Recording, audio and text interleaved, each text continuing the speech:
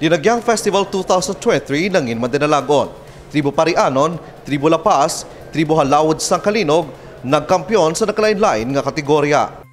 Nangin Madinalagon ang Dinagyang Festival 2023. Ginkalang kagan ang mga performance sa mga tribo matapos magbalik sa live kag face-to-face ang mga aktibidad. Para sa kasadyan sa kabanuhanan, nagkampiyon ang Tribo Halawod sa Kalinog, first runner-up ang Guban Manughawas sang Dumangas, second runner-up naman ang Tribo Manjaas sang Kulasi Antique, kag third runner-up ang Pasalamat Festival sang La Carlota City, Negros Occidental. Naghakot man sa awards ang Tribo Halawod sa Kalinog matapos makuha ang Best in Costume, Best Designer, Best in Street Dance, Best in Choreography, kag Best Choreographer.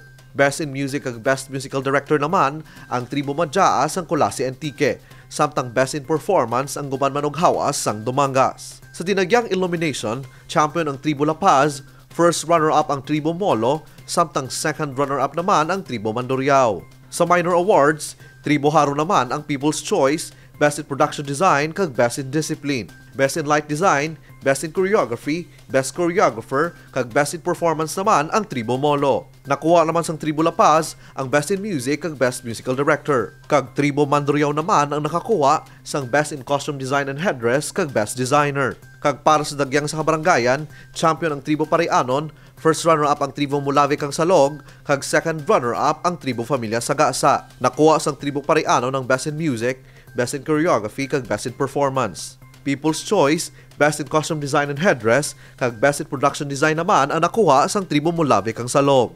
Nakuha naman sang Tribo Panaad ang Best in Discipline. Suno kay Mayor Jerry Treñas, bangod sang makusog nga pagbalik sang Dinagyang 2023, napamatudan sa mga Ilonggo nga liwat makabangon pagkatapos ng pandemya. Ginpasalamatan man sang alkalde ang tanan nga nagbisita kag nagsaksi sang kahiwatan, lakip ng mga sponsors kag ang Iloilo Festivals Foundation Incorporated bangod sang ila bulig sa syudad sang Iloilo. Gindayaw man ni Mayor Treñas ang tanan nga nagpasakop, ilabi na ang mga tribo kag performers.